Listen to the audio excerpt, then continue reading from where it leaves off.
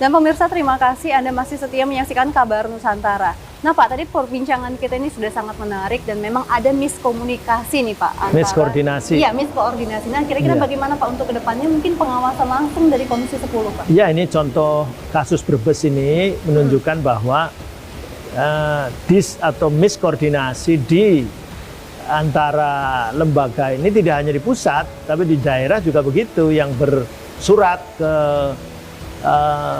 Kemenpan RB itu adalah BKD, atau yang sekarang namanya BPSDMD. Dan akhirnya ketika kita komplain, saya sebagai perwakilan dari daerah pemilihan sana kan menyampaikan protes kan, ini kita berusaha untuk bisa mengakomodasi itu semua, dan ketika keluar angka meskipun belum semuanya, kok kemudian dihapus dengan alasan analisa keuangan daerah. Ini tidak benar begitu, karena sesuai dengan informasi di Komisi 10 tidak begitu, semua sudah di-earmarking, sudah disediakan anggarannya. Nah, oleh karenanya saya kira ini yang perlu ditingkatkan, koordinasi antar lembaga, baik itu di tingkat pusat maupun di tingkat daerah, karena bukan sendiri ini kan, urusan P3K ini menyangkut Kemenpan RB, Kementerian Dalam Negeri, Kementerian sektoralnya adalah Kementerian Pendidikan dan Kebudayaan dan BKN. Nah, Bu Nur, kalau misalnya kita melihat nih permasalahan terkait dengan formasi, ada juga yang misalnya sudah lulus passing grade tapi juga belum mendapatkan formasi. Ini permasalahan yang kalau misalnya kita juga mendengarnya, ini ada banyak permasalahan sebenarnya di dunia pendidikan kita, khususnya di guru-guru honorer dan juga ini. Kalau misalnya dari Ibu sendiri di K2 atau juga sebagai pembina K2, bagaimana Ibu akhirnya bisa mendampingi kawan-kawan teman-teman guru ini? Ya, yang pasti gini Mas, keluhannya mereka kan adalah keluhannya semua orang ya Mas, apalagi bukan hanya pribadi personal.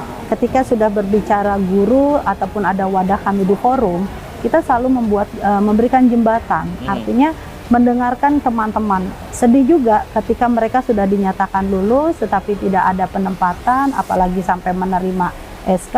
Nah tentunya sebuah harapan yang tapi ditempiskan kembali gitu. Jadi kita memohon kepada memang melakukan komunikasi lintas dulu.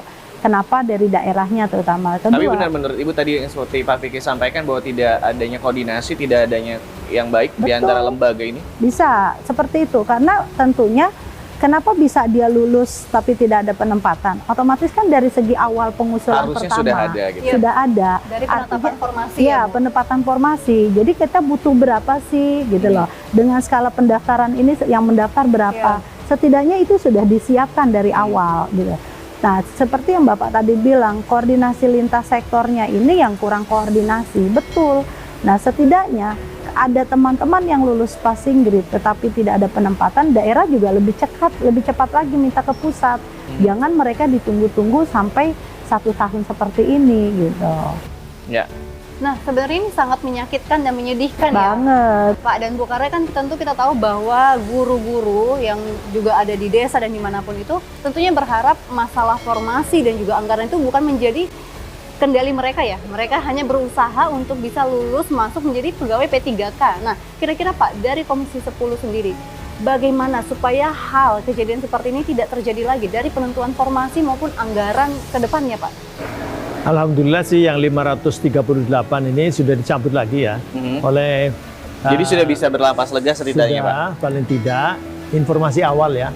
Jadi ini akan Pak Fikri kawal terus ya? Sudah, saya kira saya sebagai anggota DPR dari Dapil sana, Jawa Tengah 9, saya akan memantau terus. Jadi sekarang sudah Kemenpan RB sudah setuju, kemudian BKN tinggal nginput lagi, jadi kan sudah di take down itu 538 itu sudah hilang. Jadi formasi itu sudah hilang, tentu menangis dan seterusnya, sedih dan seterusnya, mereka demo dan seterusnya, dan kemudian bupati, kemudian dinas pendidikan, kemudian juga BPSDMD juga segala macam semua ke Jakarta dan meminta untuk dikembalikan, dan sekarang berarti bolanya ada di BKN untuk nginput lagi. Ini bisakah menginput lagi 538 itu diinput lagi supaya ini juga kan sistem, apakah mengganggu sistem atau tidak. Sekali lagi harapannya ke depan nggak ada lagi nih sembrono seperti itu, dan semakin ke sini karena ini menyangkut nasib orang ya, mestinya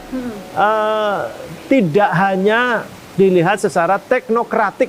Tidak hanya teknokratik. Sama juga dengan di pusat juga begitu. Hanya pengumuman 1 juta misalnya.